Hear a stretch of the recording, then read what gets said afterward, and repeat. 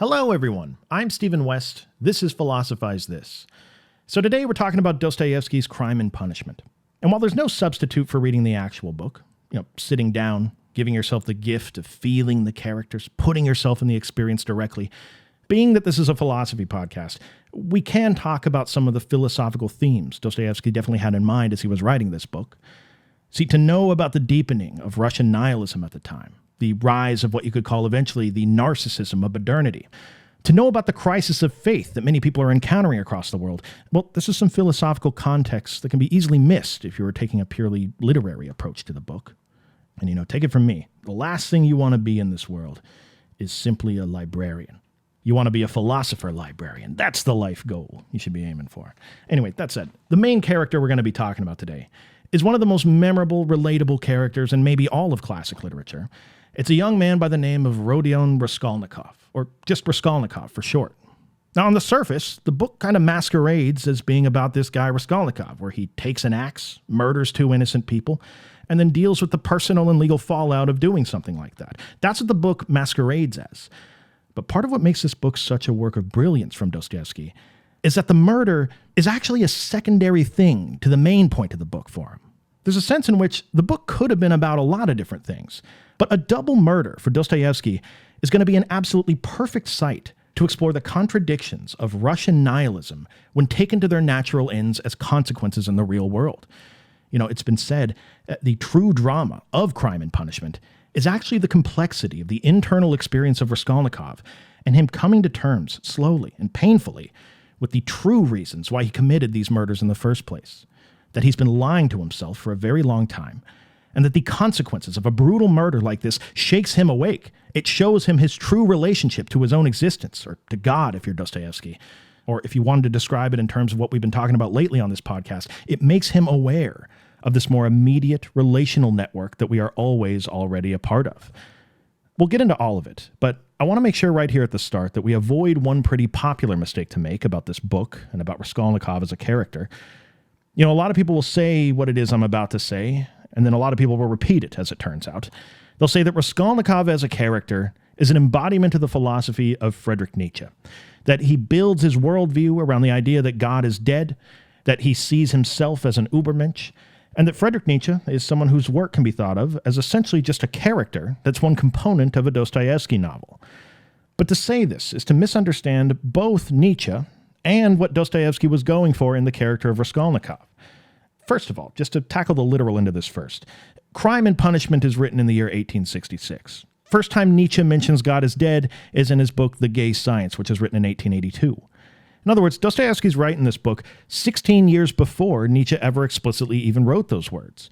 Secondly, there's no evidence that Dostoevsky ever even knew who Nietzsche was. Nietzsche knew who Dostoevsky was towards the later period of his life, and it should be said he was a fan of what he was doing. But the literal interpretation of this as being a reference to Nietzsche is not something that really adds up. So maybe you say, well, it's not that Dostoevsky was referencing Nietzsche directly, but the character of Raskolnikov was referencing ideas that were going on at the time that Nietzsche later crystallized in his philosophy. Well, this is an even worse misunderstanding, because Raskolnikov was the exact kind of person that Nietzsche spent most of his career critiquing. Dostoevsky, when he writes Raskolnikov, intends for him to be a character that was a reactionary, passive vessel of the ideas that were gaining popularity during his time. Where then by being this inauthentic person, lacking self-awareness, just carrying these ideas out, that's what gets him into the trouble that he's going to have to come to terms with for the rest of the book. Well, that isn't the authentic, life-affirming creativity that Nietzsche was such a big fan of. Anyway, we'll talk more about this here in a second, but just know both Nietzsche and Dostoevsky would have a lot to say to someone like Raskolnikov. But before we get more into it, let's start with some details about him as a character. We need something solid to be critiquing here if you've never read the book before. And if you listened to last episode of the podcast on Dostoevsky's Notes from Underground, the book that immediately precedes Crime and Punishment, think of the underground man as the sort of prototype version of the character of Raskolnikov, because they have several key similarities that are going to be important for Dostoevsky when he's writing it. Raskolnikov, like the underground man, is very smart. He is in poverty. He often thinks about things alone in isolation. He also thinks he sees through many of the systems of ideas that other people seriously believe in. And similar to the underground man, all these things lead him to feel a similar sense of superiority that he has over his fellow people around him. He has all these same qualities, but unlike the underground man, Raskolnikov is someone who's not completely trapped in his house underground. He's still someone who's capable of taking action on things, which then means he's still someone who's capable of making big mistakes. So here's his big idea that he gets at the beginning of the book. His situation in life sucks. He's poor. He's temporarily dropped out of law school. More than that, he gets a letter in the mail from his mom telling him that back at home, his sisters just decided to marry a rich guy who's a horrible person just so she can support him in going to law school. I mean, what kind of world do we live in where good people like this are in such dire situations? Oh, but then there's this pawnbroker that he knows. You know, being someone who's behind on his rent pretty often, he was desperate to find a way to trade what little stuff he has for some money up front to be able to pay rent. So there's this woman who's a pawnbroker in the book. Alyona Ivanova is her name. And everybody knows this woman to be a real mean, greedy, exploitation-driven kind of person. Not only does she give people basically no money for their stuff when they come to her, but then she charges massive interest simply because they're desperate and she can get away with it. More than that, she just hoards all the money she does get. She doesn't recirculate it. And she's the kind of person that will even exploit people who are mentally handicapped. She does this with her half-sister in the book, who lives with her, clearly isn't happy living with her, but she has to endure it anyway. She's trapped in an abusive situation. So Raskolnikov has a plan. Why not just kill this pawnbroker? I mean, after all, everybody wins here if he does it. Her half-sister gets set free. Raskolnikov's sister won't have to marry the rich dude. At the end of the day, the world's just going to have one less greedy, miserable person that really, just rationally speaking, is a net negative on the system, if we're being honest. I mean, think about it. People say, if you could go back in history and kill baby Hitler, wouldn't you want to do it? Well, it's clear that everybody who's around this person is just worse off by being around her. And if her money wasn't being hoarded, then Raskolnikov could give it to somebody that needs it more, not the least of which would be himself. I mean, he knows he's going to use it to go to law school, to become a lawyer. And think of all the good that would be possible if he were able to become a lawyer. He knows what's possible here. So he does it. He overhears the half-sister the day before saying she's going to be out of the house between this time and that time. He grabs an axe, classic weapon of choice, and he goes over and kills the pawnbroker. Now, in the process of doing it, that half-sister, who was supposed to be gone, ends up walking into the room. So now she's got to go too.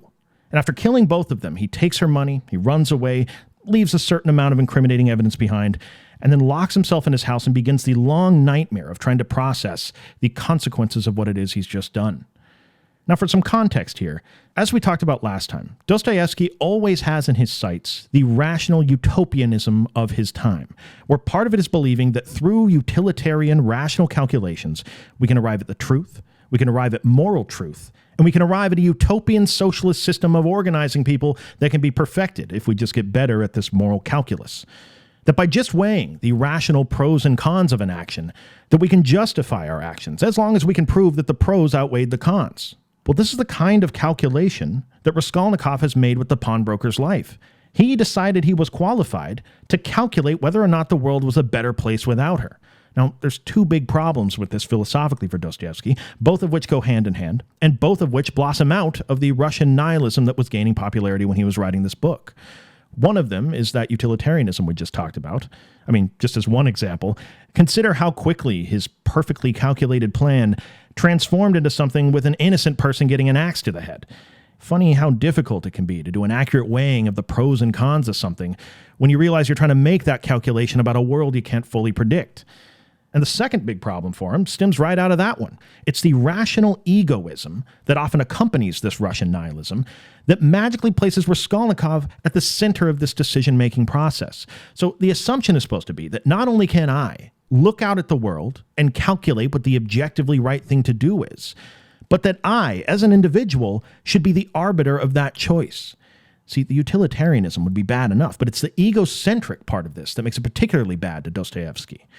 See, because an important detail of all this is that Raskolnikov believes that he is special in the book. Actually, to be more accurate, he thinks he might be special. He knows that special people exist sometimes, people like Napoleon, people like Muhammad. He knows there's people every so often throughout history that'll come along and go against the traditional moral order of things and create what he calls a new word. And what he means by that is they create a new set of moral criteria for themselves to live by. This is why Raskolnikov wants to commit the murders. He wants to find out if he's capable of being one of these special people. Because he sees through these outdated systems where a god tells him what to do, He thinks his job now is to create his own morality and essentially become a god himself. He says repeatedly in the book he wants to run a test to see if this is the kind of person he is. And this is no doubt where people mistake this as being something that's connected to Nietzsche and his theoretical concept of the Übermensch. See, there's a common misunderstanding of Nietzsche that's possible here, where people think that what Nietzsche's saying is that God is dead, and so now what we got to do is to recreate morality in our own image. But Nietzsche's critique is actually something far more radical than this. See, to Nietzsche, if the Übermensch is someone that really exists out there, then they're probably someone who's transcended the very idea of morality altogether. They're not someone that tries to recreate it or to participate in it as an activity.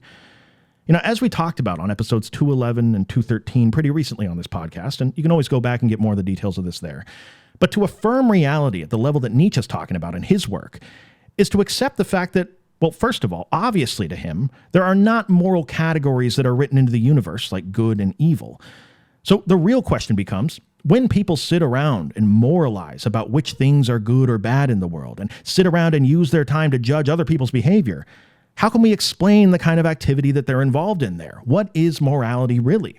Well, for Nietzsche, one way to look at it is that morality is an often complex expression of the wills of a bunch of passive, reactive people. Meaning what morality is at bottom is a reactive way of describing the world and what happens in it. So the people that engage in that type of moralizing about things are always fundamentally doing something passive. They are looking out at the world, waiting for things to happen, deciding whether this or that behavior corresponds to some pre-existing set of moral protocols that someone else came up with, and then they categorize that behavior in some way, usually based on a duality of good versus evil. But regardless of whatever moral scorekeeping most people do, these things aren't actually good or evil to Nietzsche. Moral categories like that are just the kind of things we say when a lot of people out there collectively agree, a formation of their wills collectively. But someone affirming reality at the level that Nietzsche's talking about with the Übermensch just wouldn't look at the world in terms of these moral protocols. The only criteria that would matter to them about whether something was worth doing or not is just whether it really is something that corresponds to their own will. A difficult enough task in its own right. So morality generally isn't a behavior that the Übermensch would have much time for. It's too passive for someone that's affirming life in this way. It's too much sitting around judging the things that are happening to you rather than being the person that's making the things happen. So Nietzsche's Übermensch, then, is not someone that recreates morality in their own image, like Raskolnikov. The Übermensch, if this is someone who can exist, would have, in a sense, transcended the very concept of morality itself in terms of how they act in the world. So when Raskolnikov, in the book, rejects the moral rules of a god he thinks is fake, and when he then thinks it is a good idea to come up with a bunch of rational arguments and moral rules that to him are supposed to more accurately describe what's good or bad, well, that's not Nietzsche's philosophy. Nietzsche would say that he's just recreating there the very sorts of reactive processes that he's a product of. And by being a rational utilitarian, he's not surprisingly pulling from the very ideas that were fed into him by the counterculture of the world he lives in. Raskolnikov, then, is not an example of Nietzsche's Übermensch. He's an example of a very particular kind of nihilism that's gaining popularity in Russia during this time. And by the way, this shouldn't be a disappointment to anyone, because this is exactly what Dostoevsky was going for anyway. Now, a very interesting part about all this is that this critique from Nietzsche actually shares a kind of resemblance to the critique that Dostoevsky is going to have of Raskolnikov. Because Dostoevsky would be very skeptical of anybody out there, Raskolnikov included, that thinks they're a special individual, thinks they're above everybody else that's around them. Because after Raskolnikov commits the murders, there's a detective in the book. His name's Porfiry. And he asks Raskolnikov, as he's investigating him, when it comes to these special people that you believe in, how is anyone ever supposed to know the difference between one of these actual special people and someone who just thinks they're special? Like, are you the person that gets to decide whether you are someone who's special or not? What if you're wrong? What if you're not very special, and that's exactly what makes you think you're more special than you really are? It's a real question. Who's the governing body that gets to decide that? Is it just you? Again, the rational egoism at the heart of this worldview starts to run into some contradictions, and it goes much further than this if you're Dostoevsky. Because maybe you say back to the detective there, well, look, I'm special because I'm different. Like, I'm truly, if you look at my worldview, an original kind of person. In other words, I can spot differences, okay? And I'm not like any of these stupid people around me that just blindly follow social norms and customs and pray to a god every day that tells them how to live. I tell myself how to live. And I do that by rationally analyzing the world around me, measuring consequences, and coming up with my own moral norms and customs that are different. But Dostoevsky might say back to this, okay, that's cool.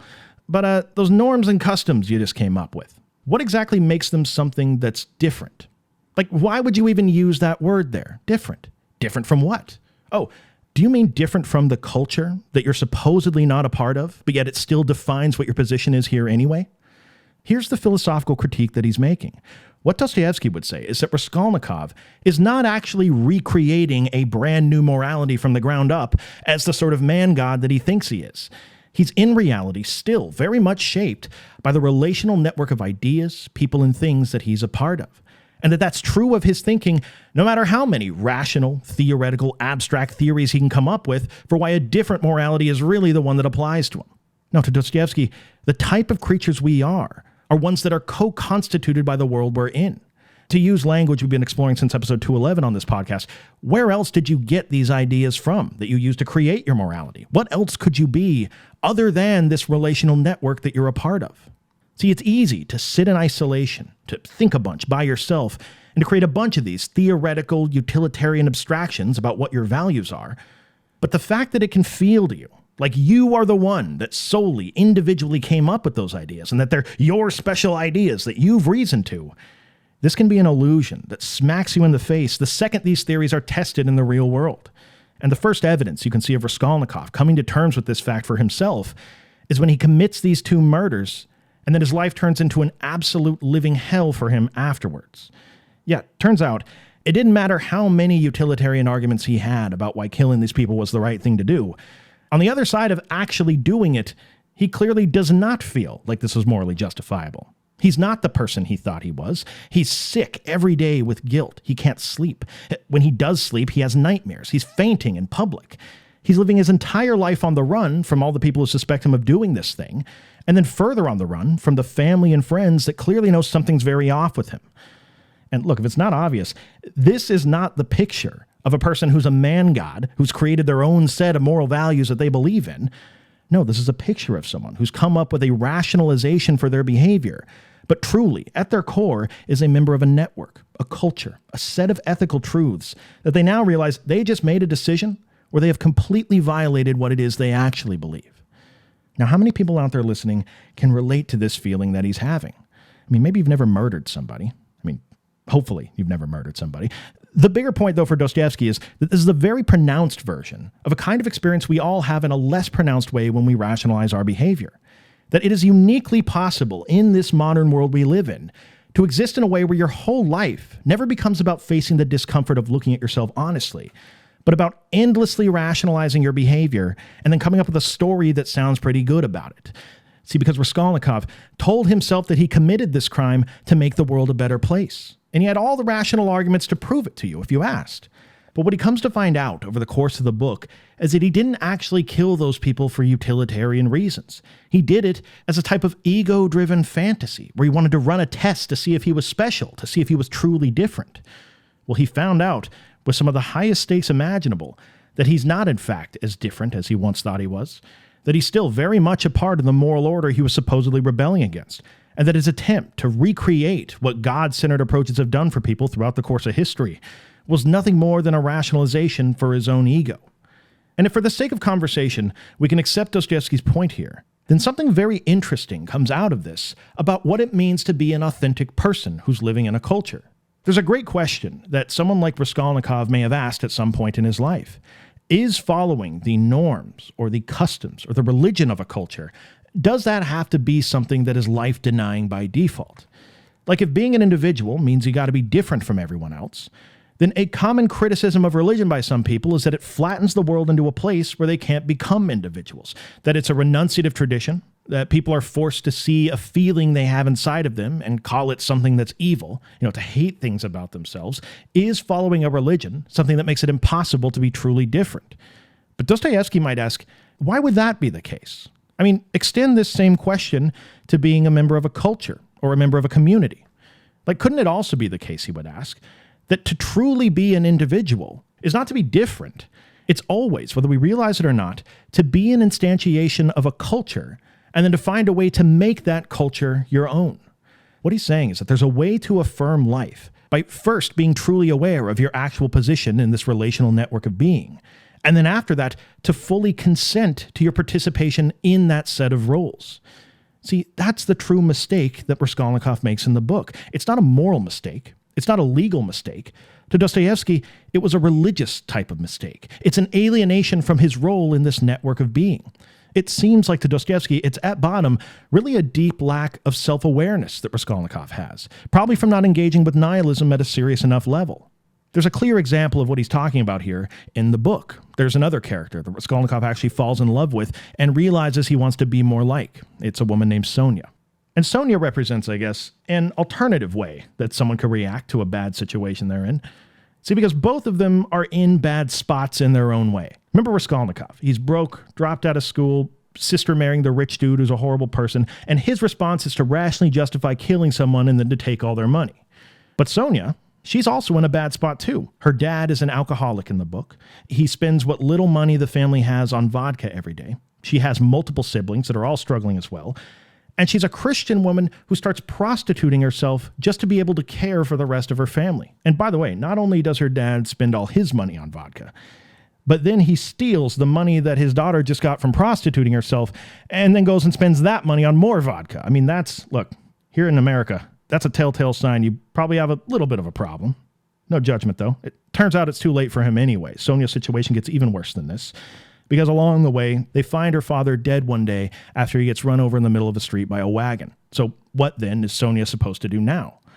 And Raskolnikov, seeing her situation, at one point in the book asks her, why don't you just end all this now? Like, why not just jump into a frozen river or something and end this pathetic life you have going on? He actually says it in this kind of way. It's one side of a very complex Raskolnikov. And her response back to him, it's beautiful. But what would happen to my siblings if I chose to do that? At which point Raskolnikov stops. He thinks about what she just said to him, and he realizes just how special of a person she really is. This is when he realizes he has so much that he wants to learn from this person, and he realizes this is what true strength probably actually looks like. Now, you may be saying right now, what the heck? Really? Really? This is the second book in a row this guy makes a main character into a prostitute. Well, he does it for very good reason. Again, Dostoevsky's the kind of author who's not interested in idealistic storylines. All right, he doesn't want to use one-dimensional characters that are going to fit in nicely into a Disney movie one day. He's interested in a kind of realism, in the actual messiness and sometimes chaos that makes up the reality of our world. And the poverty that Sonia's in, combined with her choice to become a prostitute. This obviously shows us a couple things. It shows us how the choices we have to make in this world are not always optimal, and they're often dictated by circumstances that are completely outside our control. But what it also shows us is that when Sonia consents to become a prostitute, being a devout Christian who's acting out of a place of love and care for her family, while this is a horrible situation, and the extremity of the situation is designed this way, this is still a choice that in some small way to Dostoevsky becomes hers. What he seems to be saying is that no matter what it is in this sometimes horrible world, there is always at least some personal salvation that is possible in consent and affirmation of our place in a network, to act out of a genuine love that we have for others. It's a type of self-sacrifice that's not renunciative or life-denying, but one that consents to how we're needed by the things that are already meaningful to us. Now think of how this way of living contrasts with Raskolnikov and the situation he found himself in. He was faced with a bad situation, became in denial of his true place in the network, and then told himself all sorts of stories that sounded good that he didn't really believe in deep down.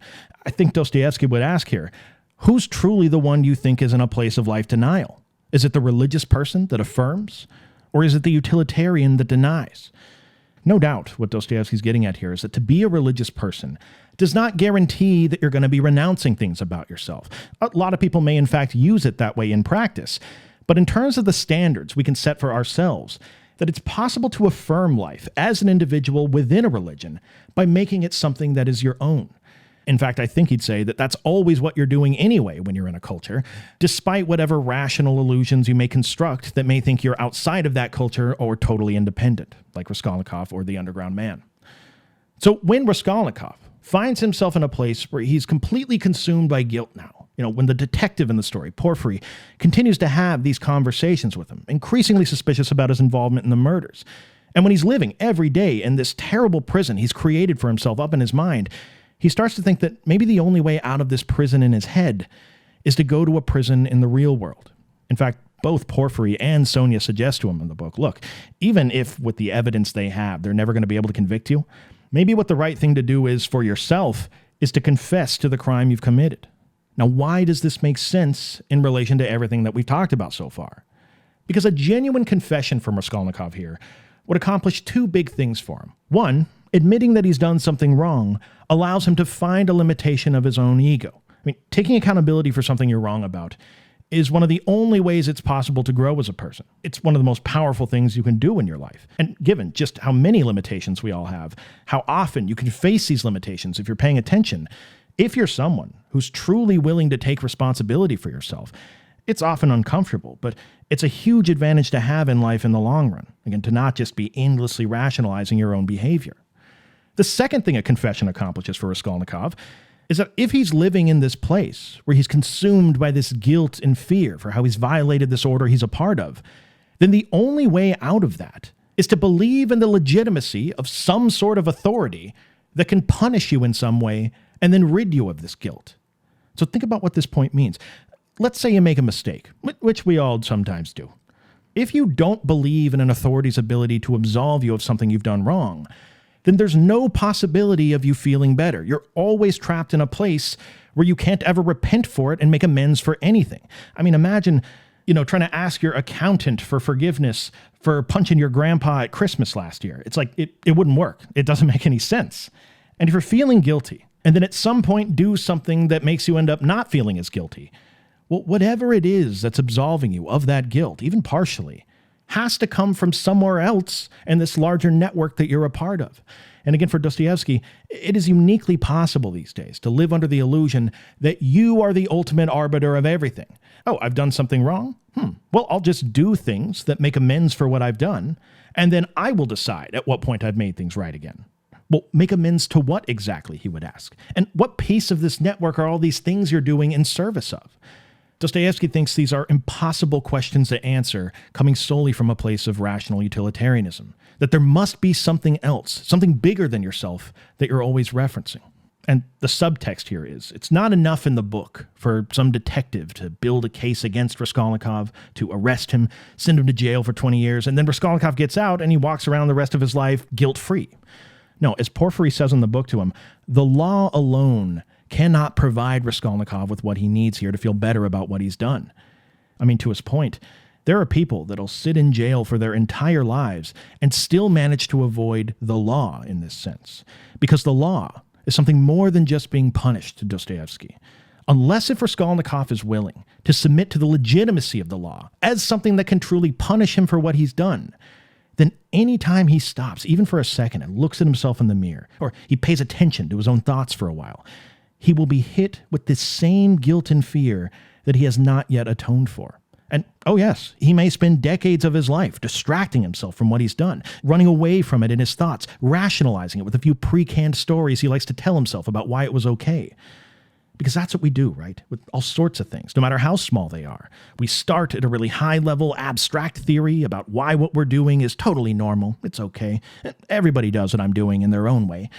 But as Raskolnikov tried to do this in the book, justifying the murders with his great man theory or with his utilitarian arguments, well, at a certain point, the detective Porfiry doesn't even have to arrest him. He just talks to him and shows him exactly who he is by asking him questions that get him to point out the particulars of what he has done. Eventually, Raskolnikov realizes that he has two choices. He can either spend the rest of his life running from this guilt and fear, living like a distracted prisoner up in his own mind, or he can face it directly, confess to what he's done, and, much like Sonia, achieve at least some form of personal salvation by consenting to the authority of the network that he's a part of. And to Dostoevsky, this is clearly going to be consenting to the authority of God. Ultimately, Raskolnikov in the book decides to confess to the crime. He's sentenced to 8 years in a Siberian prison, which probably is more like 800 years in a normal prison. But before he goes, he professes his love to Sonia, who vows to stick by him as he's going to be going to prison, and she'll be there once he gets out. Of course she'd do something like that. That's so Sonia of her. Anyway, it's alluded to in the epilogue of the book that even though Raskolnikov confessed to his crime, and even though he's laid the groundwork for at least some kind of atonement for what he's done, he definitely has a whole lot more work to do if he ever wants to live a life that's deeply in connection with being. And it's clear that while Dostoevsky feels satisfied that he's expanded on some of the themes from Notes from Underground in this book, while we now see the contradictions of Russian nihilism not just going on in the head of the underground man, locked away in a solitary apartment, but now we see how they look in practice and the real actions of Raskolnikov in the social world. Well, by the end of the book, Dostoevsky makes it clear he has a lot more to say in future books about how these mistakes manifest at other levels of the world, and ultimately how to live with this more religious connection to God and to being. In other words, to Dostoevsky, this is not just a critique. This is not just about him pointing out the mistakes and the rationalist utopianism of his time. He wants to construct something here as well. It's about a self-emptying that he wants to give people access to. And it's one that I'd love to go more into if you're all still feeling the idea of these episodes on the great novels from Dostoevsky. By the way, seriously, thank you to everybody that reached out this week and told me that this is what you wanted. It really helped me make a decision to do this episode next. It also, just for whatever it's worth, when you tell me what you want, it ends up helping the podcast in some indirect way because it tells the algorithm that we're worthy of being seen by people. Anyway, I know that's not what it's about, but it is an unintended consequence, so thank you for that. Patreon.com/philosophize this, and as always, thank you for listening. I'll talk to you next time.